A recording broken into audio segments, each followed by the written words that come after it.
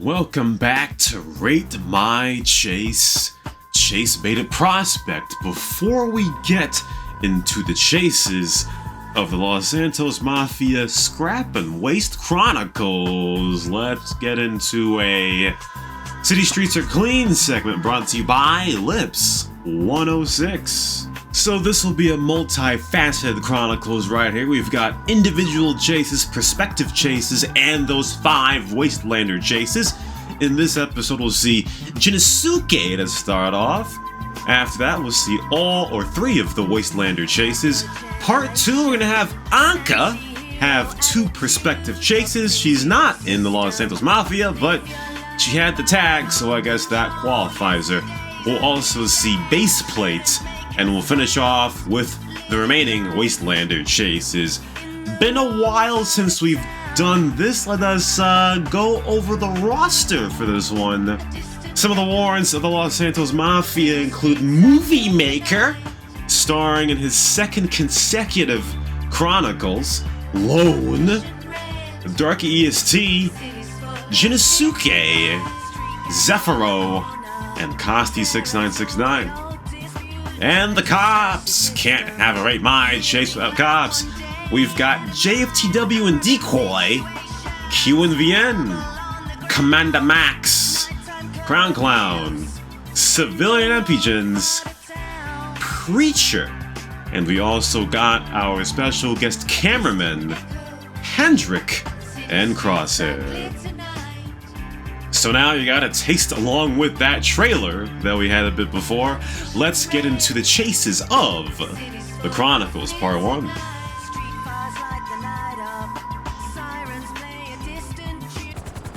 Alright, time for a chase. Starting off the Los Santos Mafia Scrap and Waste Chronicles, we will start with a solo chase right here. Jinosuke hovering around the ground right here. JFTW and Decoy right behind Jinosuke right here, as we're quite far away, just north of the police station Mission Row.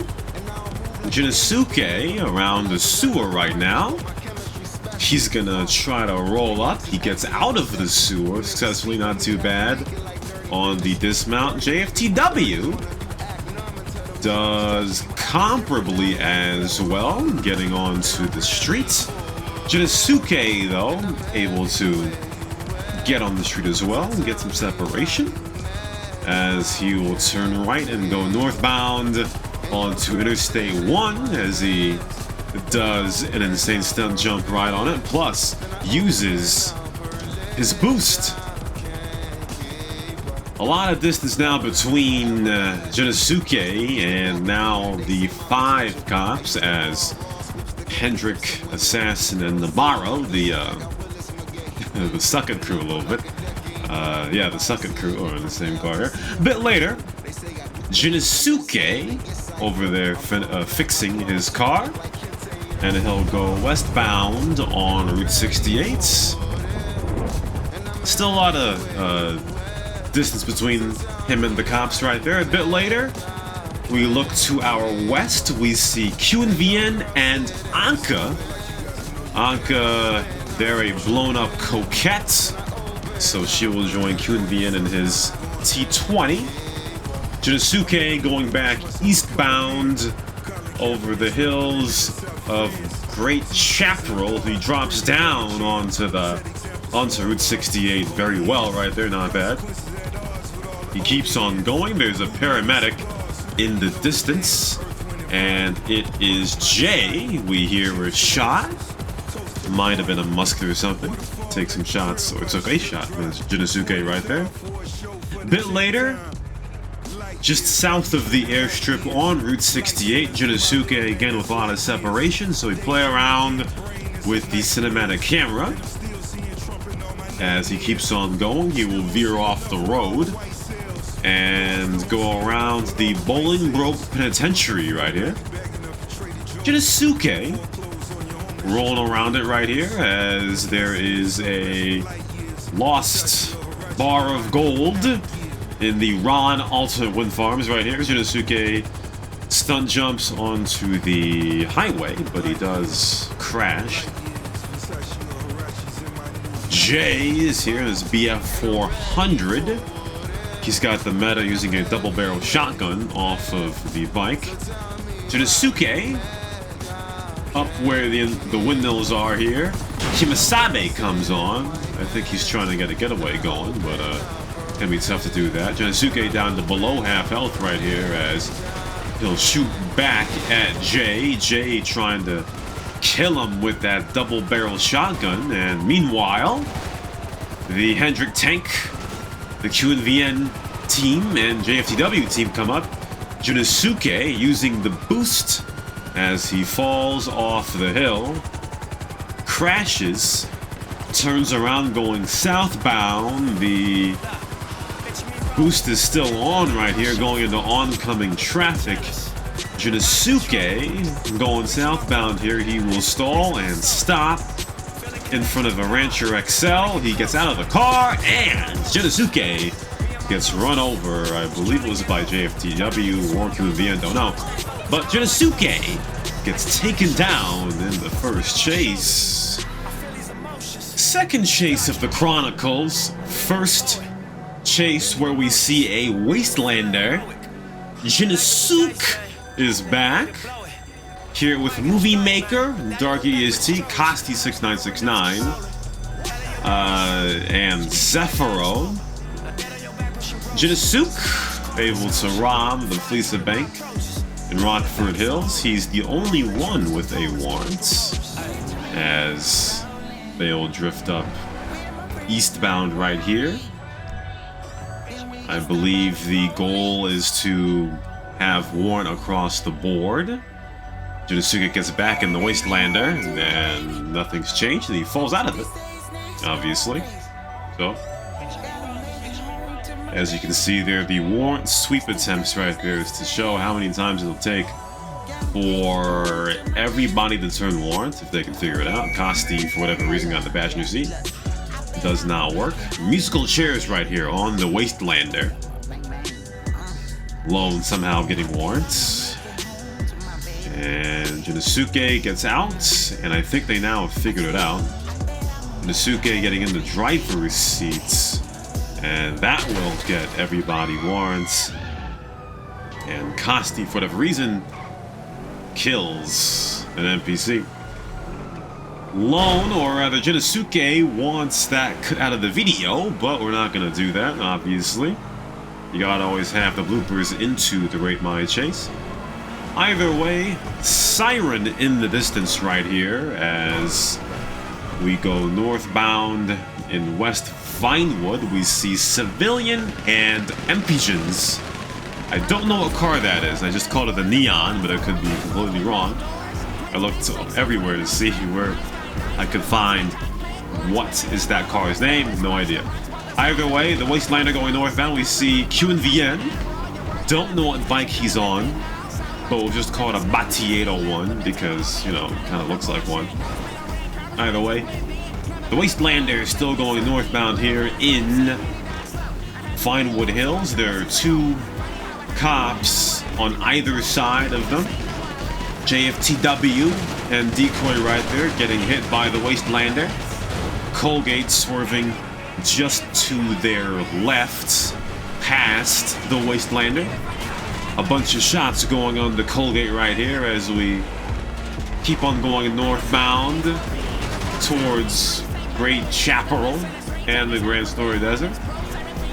And look at this, a fail by the Wastelander. They did not run over that boar. They hit a mound or something. Colgate with a hit. And that knocks 3 of the guys off the Wastelander. A lot of shots with machine guns by those 3 players right here. Preacher comes in with a fire truck and hits the Wastelander. 2 of the guys trying to get back on the Wastelander. JFTW with the hit right there. moviEmaker having an issue right here, but Preacher using the water from the fire truck to wear them all out. Jinosuke gets taken down. Kosti taken down. moviEmaker taken down. And all of the warrants on that Wastelander 6 taken down over the matter of 20 seconds. Didn't make any sense. Long interlude into the third chase. Colgate and Preacher there. B+, Kunvian. A-. The FTW and Decoy not doing so hot as they gotta respawn at the hospital. Third chase of the Chronicles. Second Wastelander chase. Third chase of 4. Commander Max previously jet in there with the T20. No audio for this chase. There's a thing that went on in Discord, so never be in Discord when you record anything, guys, because you're going to have to mute it. Either way, later in the chase, we are in Grapeseed, moviEmaker, the only non-warrants in the Wastelander, looking to rob the Pacific Standard. They do $950,000 to rob from the Pacific Standard. moviEmaker reversing up the hill.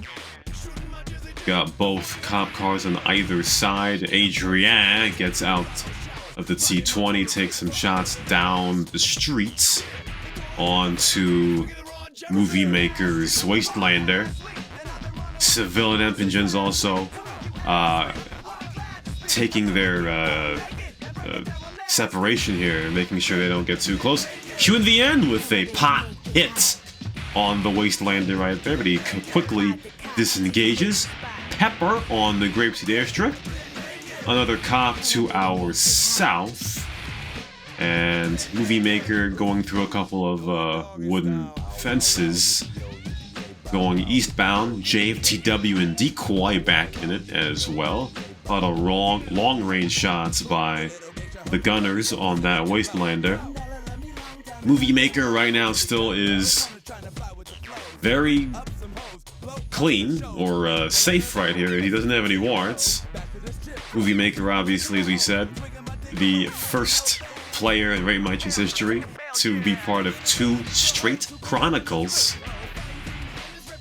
And now going northbound into the tunnel here in the Braddock Pass.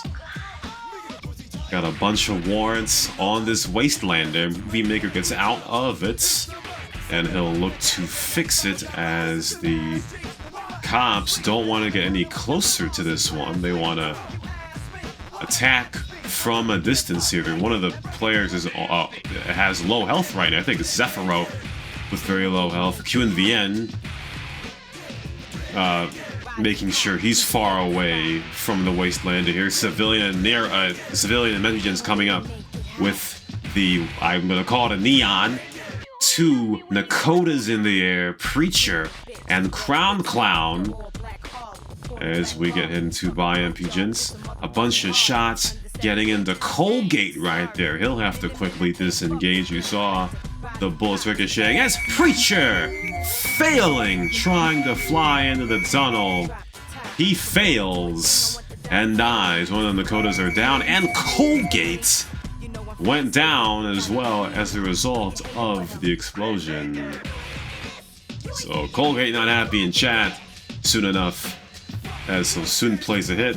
moviEmaker there fixing the Wastelander as Adrien is looking to set up to take a sniper shot. Q in the end setting up for a musket shot as Commander Max goes right through the Wastelander. Zephyro gets taken down. Darky taking some shots. He kills Adrien, and Lone destroys Commander Max, but Q in the end with the musket kill on Darky. 3 more warrants left as Q in the end will dodge the first Wastelander reverse. Civilian trying to delay, but only delays as Q in the end gets taken down. Lone does get taken down by Civilian. 2 warrants remaining. Decoy and JFTW outside of their vehicles. JFTW got to watch out as the Wastelander rides on the Thrax.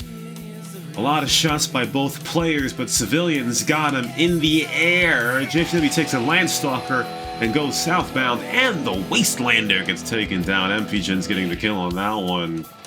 A lot of action in that chase. as everyone gets taken down. Bunch of cops down as well, but they're all in jail. Last chase of part 1 of the Chronicles, we have, I think it's Lone right now. He is robbing the bank, the Pacific Standard. There he is. He's in the passenger seat, as all players are now in that Wastelander. Preacher comes in with the Phantom Custom. Costi taken down before the chase can even start, as the new game week has started. Null and void all the beef, but this chase is not null and void. Assassin with a big ram with an Italian GTB right into the Wastelander. Usually not a very smart decision with such a small car, but it does make some impact right there and does stunt the Wastelander for just a little bit as we go northbound. And look at this! The Phantom Custom is on its back.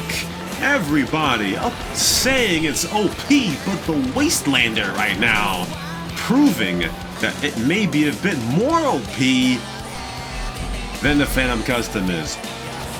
A bit later now, Assassin still in the chase, his vehicle health dwindling as he calls for backup, down to 469 vehicle health. As we go northbound, going towards the Grand Sonora Deserts. A lot of separation between the Wastelander warrants and Assassin right now. All they can do is wait for backup to come, if it will. As we weave around that Seminole, still going northeast bound here, going towards Route 68, I believe. moviEmaker will turn left, knocks out a Granger. Try to get closer to the robbery area here. We see Crosshair and a Buzzard wants to take a look here with the Buzzard searchlight automatically on those warrants. Assassin's gotta make sure he keeps some separation here so that he doesn't make sure that his car blows up, or doesn't blow, excuse me. A bunch of shots from a couple of those gunners right there. We're kind of obscuring a little bit, so it may be a bit more difficult to take some shots.